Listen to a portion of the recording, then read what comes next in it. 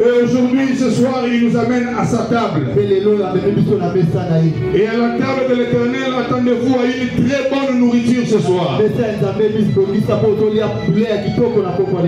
Depuis le vendredi, on nous a enseigné une très bonne parole enseignée. Le prophète, il parlait sur le thème suivant: de la maison de Kis à la royauté. Il a insisté en disant ceci: Saoul ne pouvait pas arriver au trône si il ne rencontrait Samuel. Et Samuel, sachant que celui-ci doit arriver au trône, il organisa un festin. Et dans ce festin-là, il y avait une très bonne nourriture préparée et réservée pour le futur roi. Alléluia. Amen. C'est ainsi ce soir, dans cette même logique, nous parlons de ce sous-thème. Donc, de l'Égypte à Cana. De l'Égypte à Cana. C'est ça le thème que nous allons aborder. Je devais commencer la prédication il y a 10 minutes. Mais nous avons eu des problèmes très sérieux ici. Mais merci Seigneur, parce qu'on a quand même eu une solution. De l'Égypte à Cana. Je pense que nous connaissons tous l'histoire du peuple d'Israël. Ce peuple se retrouve dans l'esclavagisme selon la prophétie de Yahweh envers Abraham.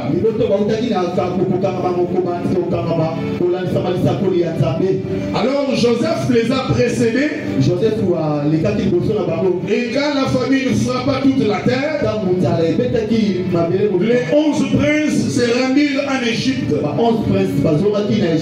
Et Joseph a reconnu qu'ils étaient ses frères. Alors en rapportant cela à leur père Jacob, tous ses frères se sont rendus en Égypte. Et ils vivaient comme ça, dans l'esclavagisme. Ils travaillaient, ils avaient le pied nus afin de fabriquer des briques pour construire l'empire égyptien.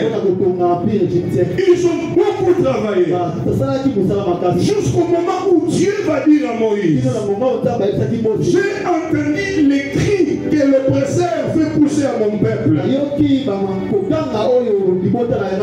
Je suis descendu pour les délivrer. Alléluia.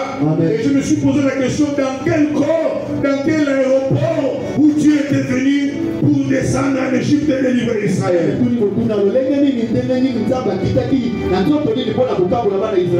Dieu est entré dans Moïse. Parce que quand Israël voyait Moïse, il voyait Dieu en chair. Et après la traversée de la mer, ils sont arrivés dans le désert. Frères et sœurs, pour arriver en Cana, selon les géologues, selon la géographie du Proche-Orient, pas pour ce temps-ci, mais pour ce temps-là, cette époque-là, de l'Égypte pour arriver en Israël, c'était un petit trajet de 3 jours de marche à pied. Mais Dieu n'a pas permis que ce peuple entre dans la terre promise de manière précipitée. Dieu les a entraînés par la voie du désert. Alléluia. Amen. Mais je me suis posé la question: pourquoi un Dieu compatissant, un Dieu compatissant, un est Dieu miséricordieux, comment peut-il permettre à son peuple élu? Parce que Israël veut dire l'épouse de Dieu. Isha veut dire la femme. Aël veut dire de l'éternel. Donc quand on dit Israël, veut dire l'épouse de Dieu. Donc le peuple de Dieu, Dieu ne permet pas qu'ils arrivent vite, mais il les détourne dans le désert. Pourquoi il les amène dans le désert? Frères et sœurs, écoutez-moi. Peut-être vous êtes dans cette salle. Oh, moi je parle déjà de la salle. C'est que Dieu organise quelque chose du bien. Amen. Alléluia. Amen. Acclame le Seigneur. Tu peux te retrouver enseigné alors que tu traverses le désert. Sache que le désert, c'est un lien d'enseignement. Osée chapitre 2, verset 16. La Bible déclare: je la tuerai, je l'entraînerai, je l'amènerai dans le désert afin de parler à son cœur. Donc nous comprenons, quand Dieu veut parler, il ne parle pas dans la bourgeoisie, il ne parle pas dans les lieux nobles, mais il entraîne dans le désert. Parce que là, dans le désert, Dieu va parler à ton cœur.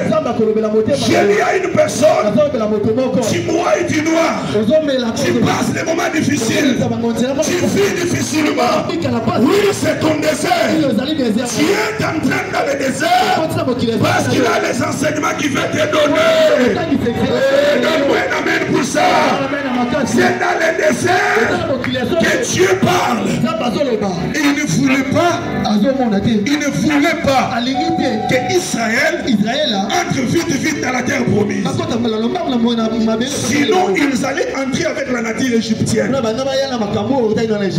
Alléluia. Amen. Ça serait peut-être Égypte 2. Alors Dieu a voulu que ce peuple arrive dans le désert et qu'il parle à leur cœur, que Dieu les travaille pendant tous ces campements. Dans tous ces campements, Dieu donnait un enseignement. Alléluia. Amen. Quand ils sont arrivés à Mara, Dieu a donné un enseignement. Comme pour dire, enseignez. Alléluia. Enseignez l'eau amère. L'eau amère peut changer en eau douce. Alléluia. C'était l'enseignement que Dieu donnait à Mara. Alléluia. Quand ils sont arrivés dans le désert de Zin, Dieu leur donne un autre enseignement. Cet enseignement-là qui pouvait montrer que là dans les cieux il y a un repas. Alléluia. Parce qu'ils ont fait 15 jours depuis leur sortie de l'Égypte jusqu'à dans le désert de Sin. Pendant ces 15 jours-là, tous les réserves qu'ils avaient, tout ce qu'ils avaient réservé était arrivé au finish. Alors Dieu se manifeste. Alléluia. C'est pourquoi le sous-thème de ce soir, c'est les repas célestes. Ouvrons tous nos Bibles. Alléluia. Est-ce que tu peux te tenir debout? Ne vous inquiétez pas pour ces instruments. Moi j'ai prêché comme ça pendant 7 ans au culte matinal, il n'y en avait même pas. Amen. Je vais enseigner la parole de Dieu. Amen. Acclame le Seigneur. Voilà. Nous sommes dans Exode chapitre 16. Le verset 4. L'Éternel dit à Moïse: voici, je ferai pleuvoir pour vous du pain. Du pain du haut des cieux. Le peuple sortira et en ramassera jour par jour la quantité nécessaire. afin que je le mette à l'épreuve et que je vois ici il marchera ou non selon ma loi. Parole de l'Éternel. Assis-toi en acclamant le Seigneur.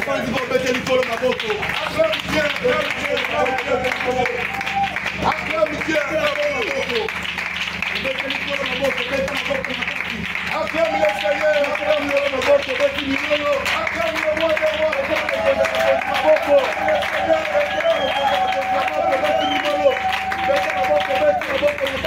Oh, alléluia. Amen. Quand le peuple d'Israël arrive dans le désert, ce peuple ne peut pas subsister pendant 40 ans sans la manne. Sans la manne. Alléluia. Amen. Caleb vient m'interpréter. Acclamez le Seigneur, acclamez le Seigneur. Frère Jires, Azam Moutema Kotoyo, Moutema na instrument na ye. Amen, amen. Et ndebo te permettre à Kenya sa Moussa na ye. Tout le monde m'a bêté. Gloire à Jésus. Alléluia. Amen. Donc, le peuple d'Israël ne pouvait pas vivre dans le désert sans les repas célestes. Alléluia. Amen. Alors, Dieu s'est bien préparé. Il a dit à Moshe, ils ont murmuré. Alléluia. Amen. Mais moi, l'Éternel, je ferai pleuvoir pour vous du pain d'en haut. Et le peuple sortira et il ramassera la quantité de ce sel. Donc au ciel il y a une boulangerie. Alléluia. Amen. Et l'Éternel lui-même il est le boulanger. Amen, amen. Donc le peuple d'Israël il ne pouvait pas arriver en Canaan sans la manne. Donc dans le désert pendant plus de 33 campements. Plus de 33 campements. Dieu a prévu une nourriture. C'est une nourriture céleste. Cette nourriture inimaginable. Quand ils sont sortis le matin, ils regardent la manne. Ils disent qu'est-ce que c'est? Alléluia. Amen. Parce qu'ils ne connaissaient pas. Mais quand l'homme mange, quand il est venu, il leur a dit, c'est la manne que l'Éternel vous donne. Alléluia. Nazobi sa mutumoko, naba désert na yo, naba difficulté na yo. Et on a dit comment on a fait ça et qu'on comme ça yo. Aïe aïe aïe aïe aïe aïe aïe. Et qu'on comme ça yo. Yo kokotuna, qu'est-ce que c'est? On comme tout là, on les ali. Nini. On continue les ali. Nini. Ana yo kiote. On les ali. Oui. Parce que c'est la manne. Malgré les moments difficiles que tu traverses, Dieu va faire un miracle pour toi. Ah, Dieu va faire un miracle pour toi. Dieu va opérer quelque chose pour toi. Est-ce que tu crois au miracle? Est-ce que tu crois au miracle? Est-ce que tu crois aux visitations? Est-ce que tu crois aux visitations? Quel est le Dieu de cette église? Le Dieu de Bethlehem Church fasse un miracle pour toi. Olobi ameni yamayango. Olobi ameni yamayango. Ododo. Acclame le Seigneur.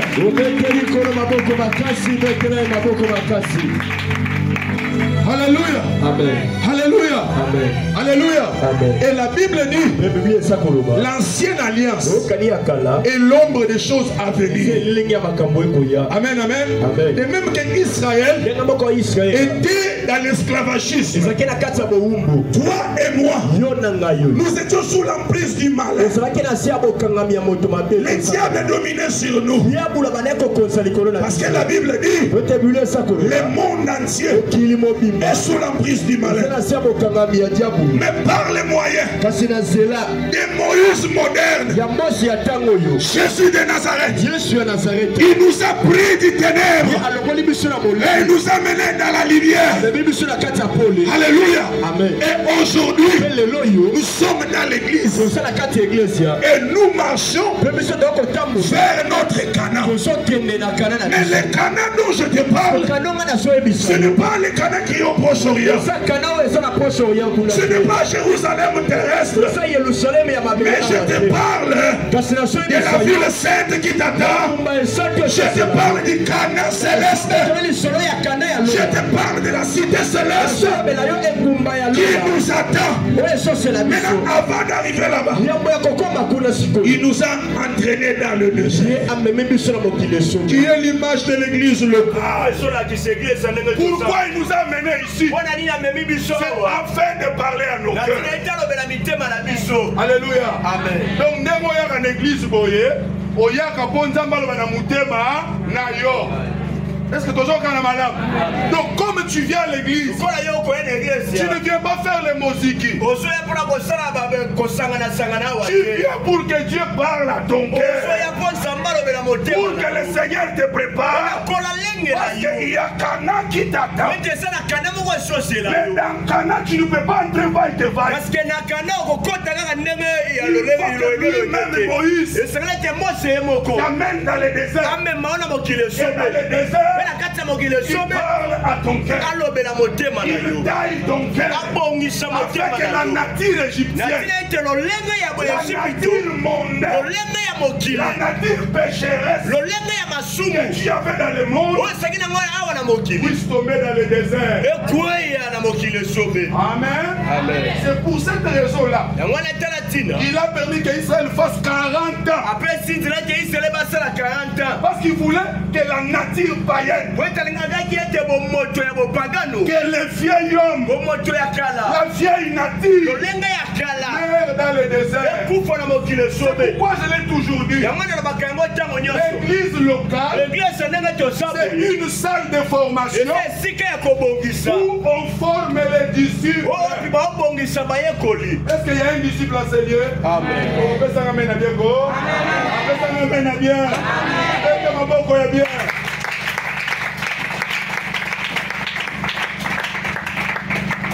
Dans l'église locale, qui est une salle de formation, on vient dans notre état brut. Et quand nous arrivons ici, on nous donne la forme de Christ. C'est pourquoi Jésus a dit, allez par tout le monde et faites toutes les nations les fanatiques. Faites toutes les nations les banamaïs. Faites toutes les nations les fanatiques des pasteurs. Faites les fanatiques de l'église. Non, mais faites toutes les nations les disciples. Alléluia. Amen. Donc quand nous venons à l'église, on vient nous donner la forme de Christ. Et la Bible déclare, un disciple accompli, il est comme son maître. Quand tu es dans l'église de Dieu, quand tu écoutes la parole, cette parole-là, comment elle n'est pas terrestre, comme elle n'est pas terrestre, elle est céleste. Au fur et à mesure que tu la manges, tu vois la nature de ceux qui sont célestes. Est-ce que tu me comprends bien? Quand tu manges un repas céleste, donc toi et les repas, vous devenez mon n'est-ce pas ça? Donc comme le repas est céleste, tu deviens céleste.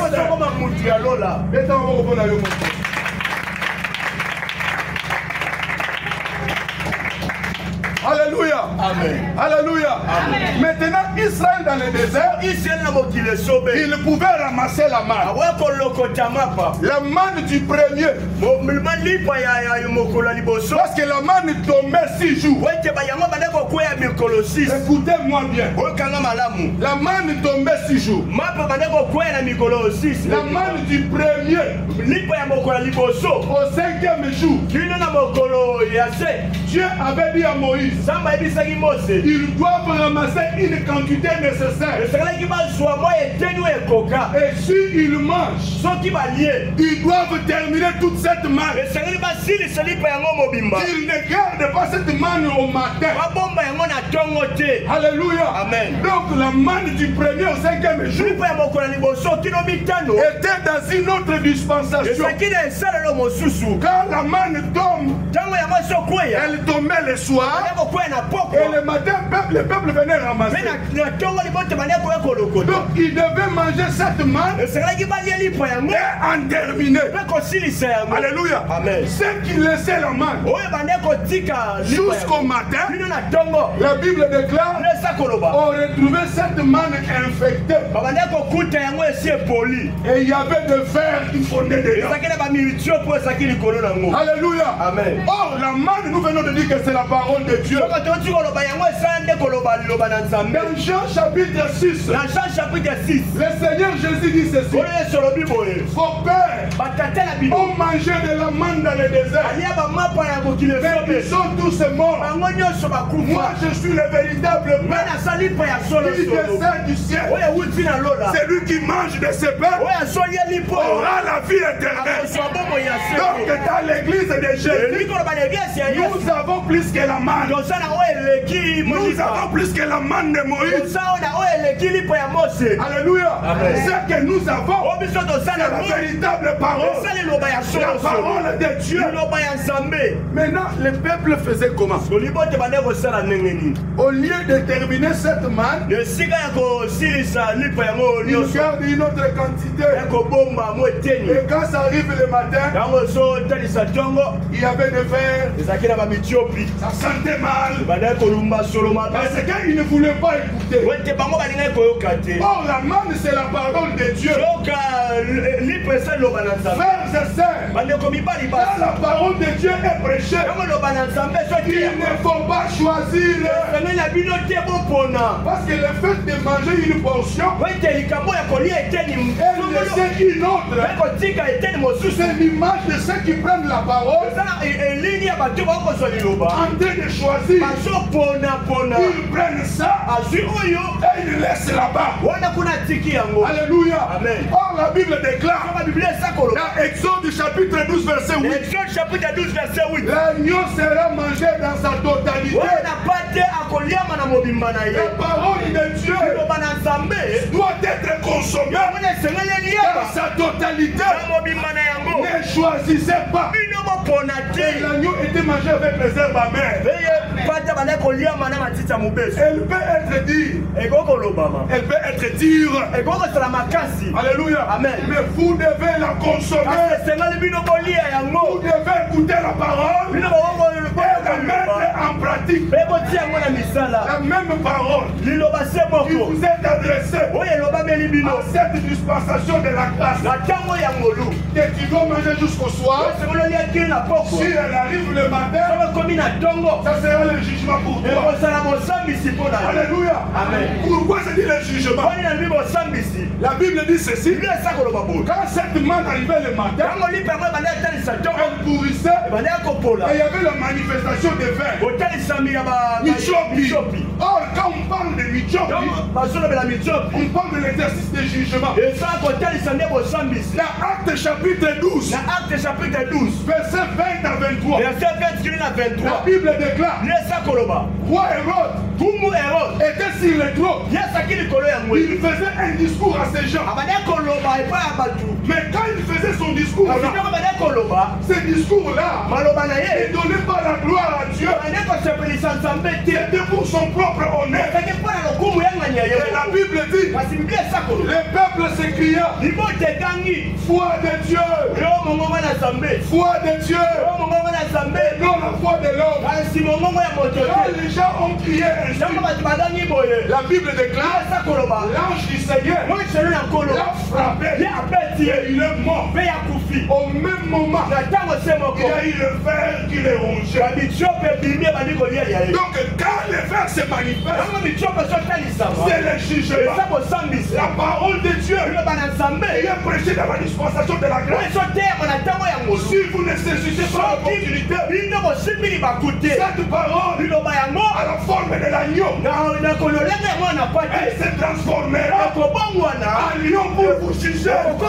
Est-ce que vous me comprenez? Aujourd'hui nous sommes dans la grâce. Parce que la Bible dit, elle doit arriver jusqu'au soir. Parce que le soir il fait beau. Le soir c'est le temps de la grâce. Le soir c'est le temps de la visitation. Mais le matin, il y a le tonnerre, il y a les orages. Donc le matin, c'est le jugement. Alléluia. Amen. Consomme la parole. Aussi longtemps que tu ne veux pas la mettre en pratique, cette même parole, elle va te juger, elle va te condamner. Acclame le Seigneur.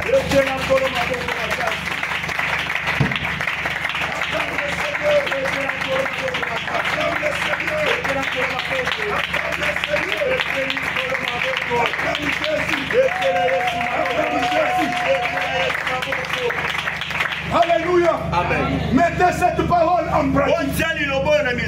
Si vous laissez la parole, elle-même, elle va vous juger. Elle va vous condamner.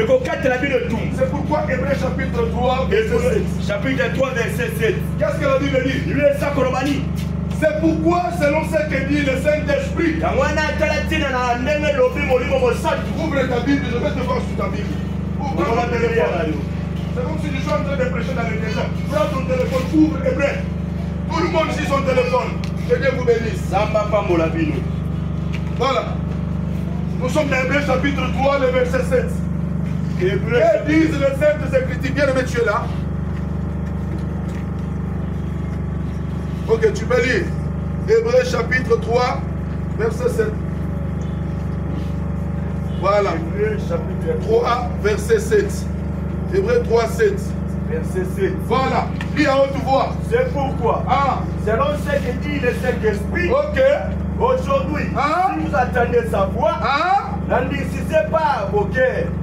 Un instant, reste là. Aujourd'hui, si vous entendez sa voix, n'endurcissez pas vos cœurs. Alléluia. Aujourd'hui, quand la parole est prêchée, n'endurcissez pas. Parce que ces gens ici, ils ne voulaient pas écouter Moïse. Ils se sont endurcis.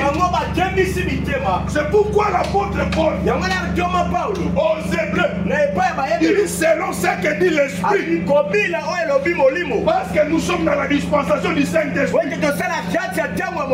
Aujourd'hui, si vous entendez sa voix, n'endurcissez pas vos cœurs. Parce que tu ne sais pas ce qui peut t'arriver demain. Ne dis pas que non, je peux faire ça demain. Non. La Bible déclare, ne t'invente pas du lendemain. Parce que tu ne sais pas ce qu'un jour peut faire. Alléluia. Amen. Nous sommes dans la grâce. Saisissez l'opportunité. Nous sommes au soir. Si vous arrivez au matin, c'est la dispensation de la loi. Il y aura les tonnerres. Il y aura les grondements du lion. La même grâce que vous rejetez aujourd'hui. Le Seigneur Jésus de Nazareth, sous la forme de l'agneau, il se transformera en lion. Et lui-même il va vous connaître. Alléluia. Amen. Mangez la parole. Que cette parole habite abondamment en vous. C'est pourquoi Colossiens chapitre 3, verset 16, Caleb, lis-nous. Colossiens chapitre 3, verset 16. Quand même, vous tous, voilà,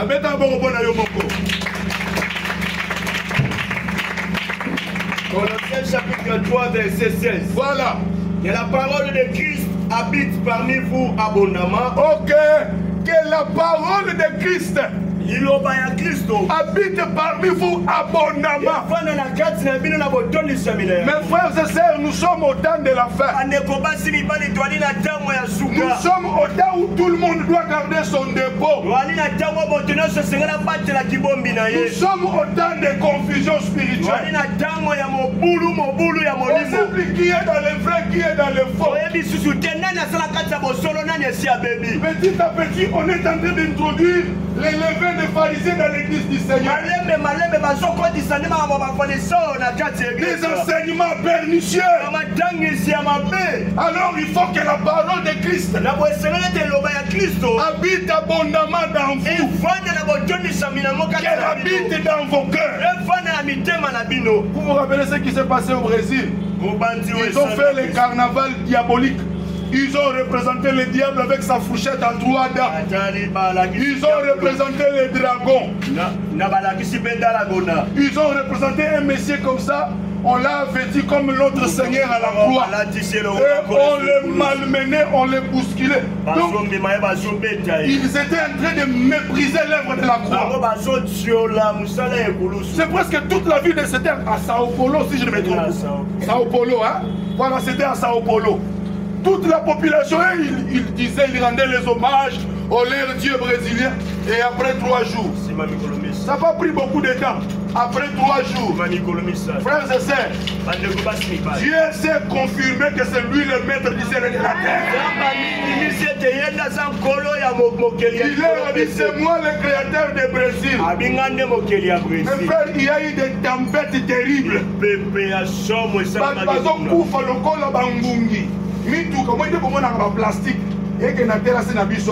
C'est comme ça que les voitures étaient emportées. Nous sommes au temps de la fin. Où les temples de Lucifer poussent comme des champignons. Les jeunes gens affichent ouvertement leur appartenance.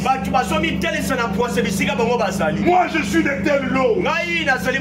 Je suis de telle secte. Et il est temps que les enfants de Dieu s'élèvent avec puissance, avec onction, pour défier le monde occulte.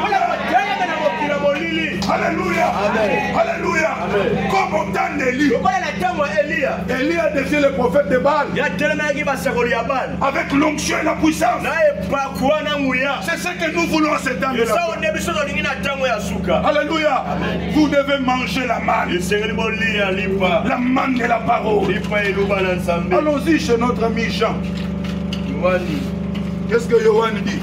Je ne parle pas de frère Jean Mouyemi que papa pasteur appelle Yohan. Je parle de Jean. Hein? Évangile selon Jean. Chapitre 6.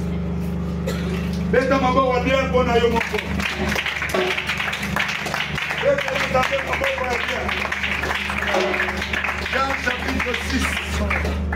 Voilà, au verset 48. Qu'est-ce que la Bible dit? Jean chapitre 6, verset 48. Je suis le pain de vie.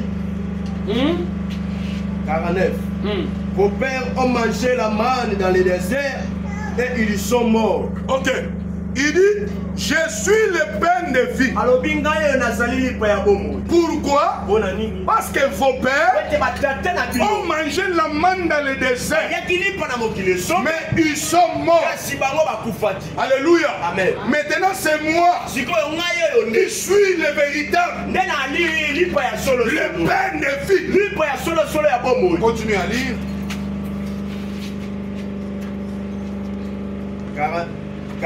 50? Non. 49 d'abord. 49. Vos pères ont mangé la manne dans le désert et ils sont morts. C'est ici le pain qui descend du ciel, afin que celui qui en mange ne meure point. Alléluia. Amen. Est-ce que tu comprends bien cette écriture? Est-ce que tu comprends la profondeur de cette écriture? Il dit, vos pères ont mangé la manne et ils sont morts. Mais c'est ici. Il y a le pain de vie. C'est lui qui mangera de ce pain. Il ne verra pas la mort. J'ai dit à une personne, si tu manges de ce pain, tu ne verras verras pas la mort. Ah, tu ne verras pas la mort. Même si tu meurs dans la chair. Alléluia. Alléluia. Mais tu as la vie éternelle. Alléluia. C'est ça le pain que le Christ nous donne. C'est lui qui mange de ce pain. Il ne connaîtra pas la mort. Parce que la mort physique selon nous, pour Dieu c'est le sommeil. Quand Dieu parle de la mort, là c'est la seconde mort dans l'éternité. Donc dans l'enfer. Donc il y a une seconde mort. Que celui qui mangera le pain de vie, qui est Jésus, il ne peut pas voir. Amen, amen. Amen. Donc celui qui mange de ce pain, il ne verra pas cette seconde mort-là. Amen, amen. C'est ainsi, il dit, continue encore. Verset 51. Je suis le pain vivant qui est descendu du ciel. Si quelqu'un mange de ce pain, il vivra éternellement. Et le pain que je donnerai, c'est ma chair que je donnerai pour la vie du monde. Là-dessus, les Juifs disputaient entre eux, disant, comment peut-il nous donner sa chair à manger? Jésus leur dit, en vérité, je vous le dis, si vous ne mangez la chair du Fils de l'homme, et si vous ne buvez son sang, vous n'avez point la vie en vous-même. Alléluia. Amen. Donc le véritable pain que le Seigneur parlait, c'était son propre corps. Il dit que si vous ne mangez pas ma chair, si vous ne buvez pas de mon sang, vous n'avez pas la vie en vous-même. Cela veut dire quoi? Pour arriver en Cana céleste, dans ce temps de désert, tu dois manger la parole de Dieu. Et le pain dont nous parlons, ce n'est rien d'autre que le pain de la parole de Dieu. Alléluia. Seule la parole de Dieu peut donner la vie. Seule la parole de Dieu peut vivifier. Seule la parole de Dieu peut sauver. Seule la parole de Dieu peut élever. Parce que dans cette parole, il y a la vie. Christ dit, la parole que je vous annonce est esprit, est vie. Donc celui qui écoute la parole, il a la vie et il a aussi l'esprit. Et celui qui mange de son corps, il a la véritable vie. C'est ça la bonne nourriture. C'est ça les repas célestes que Dieu nous a donné. C'est pourquoi Jean chapitre 3 verset 7. La Bible dit, Dieu a tant aimé le monde et il a donné son fils unique afin que quiconque croit ne périsse point mais qu'il ait la vie éternelle. Alléluia. Donc la vie éternelle est conditionnée. Il faut d'abord croire à celui que Dieu a envoyé. Il faut d'abord intérioriser la personne de Jésus en toi. Que la parole de Dieu demeure en toi. Que toi aussi tu deviennes semblable à la parole de Dieu. Celui qui mange la parole, il devient aussi la parole. Alléluia. Comme Dieu est esprit, lui aussi devient esprit. Alléluia. C'est ça les repas que Dieu nous donne dans ce désert, à ce moment difficile, à ce temps du soir où les choses marchent sans dessus dessous, où les choses dans l'église actuellement, on amène des enseignements pernicieux, on nous détourne de la foi apostolique, on renverse les fondements posés par les apôtres pour amener autre chose dans l'église. Dans Galates chapitre 1 verset 6, l'apôtre Paul dit, quand bien même nous-mêmes Même si un ange du ciel amène un autre évangile que celui que nous vous avons annoncé, qu'il soit anathème. L'apôtre dit, ce n'est pas qu'il y a un autre évangile, mais il y a des gens qui veulent tordre, qui veulent renverser, qui veulent vous détourner de la foi de Christ. C'est ce que l'église du Congo traverse actuellement. L'église traverse les moments le plus sombre de son histoire au Congo. Alléluia. Amen. Mais pour survivre à ces histoires, pour subsister à ces moments difficiles, tu dois avoir le débat en soi. Tu dois avoir le repas. Parce que dans le désert, s'il n'y a pas la manne, vous tombez, vous mourrez. Alléluia. Amen. C'est pourquoi vous devez aimer la parole de Dieu. Vous devez aimer la parole de Dieu. Parce que c'est elle qui vous donne la vie. C'est elle qui vous fortifie. C'est elle qui vous sauve. Sans la manne, il n'y a pas les canards. Alléluia. Amen. Donc si tu n'écoutes pas la parole, si tu n'aimes pas la parole, tu ne verras pas la ville sainte.